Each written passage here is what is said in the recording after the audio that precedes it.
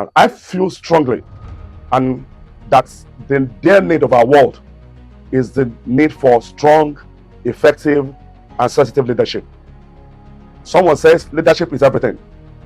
If we will ever get leadership right, a whole lot of things will find its bearing.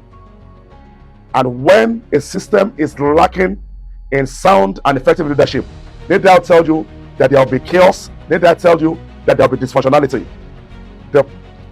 The major challenge of Africa as a nation, as an entity, is also to the fact that we have not been blessed with leadership that is sensitive, leadership that is altruistic, leadership that has shown concern for the common patrimony of our system. The successive government we have in this enclave called Africa have failed our system. Now, one of the things I also want to highlight by this telecast is also for us to understand that leadership is such a sensitive position that requires three models in my own assessment for anyone to be able to succeed and be able to do well in the office and the capacity of a leader. The person must be able to possess emotional intelligence, which is EI, IQ, which is intelligent quotient, and SI, which I call spiritual intelligence. Now, the tripartite, these three uphold will be able to help any leader to be balanced, because there are some issues of life that a leader requires, a spiritual discernment. He may be acting, he may be making a decision that is in at variance with everything that is in his office. If he's not spiritual sensitive, if he's not able to discern, he will be making a grave decision that may bring or toward crisis in his reign or in his system. I established it in about 2-3 scriptural positions. A leader may be fighting a war that he knows nothing about.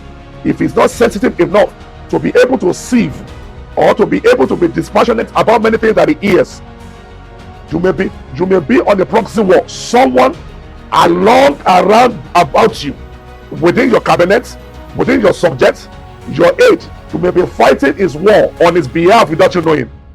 Now, Haman had a problem with Mordecai. He felt Mordecai had not given him enough respect as a superior officer in the domain of King Ahasuerus, and he sought to punish him. And he was going to wield all of his influence and power, and he was also going to take advantage of his proximity and his influence and relationship with King Ahasuerus. And of course, he did that. He went to meet the king. He got the permission of the king. He got the insignia of the king to be able to exterminate a whole race, which is the Jew. Now, need I tell you that he was almost getting his will. King Ahasuerus thought he was doing his own bidding. He thought his decision was dispassionate. He thought he was acting by virtue of all the facts that was available for him, but not knowing he was being manipulated.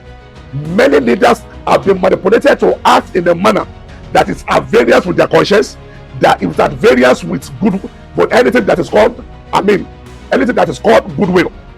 You may be fighting somebody's war by proxy without you knowing. Will I also tell you about the story of Daniel, that in envy they sought to destroy Daniel, and they went to meet the king, and they put up the story such that they know very well that their action was ulterior, and all of what they got, the approval of the king, was for the purpose that Daniel may fall into their trap. A leader has to be sensitive. A leader has to understand that he must be able to sieve issues. He must be able to listen to all sides of issues. Many people around kings, around the president, around anybody in the capacity of leadership may take advantage of you if you are not emotionally intelligent, if you are not emotionally stable, if you do not see things critically, if you jump at making decisions, if you are equally not intelligent enough to be able to take decisions that is wisdom based.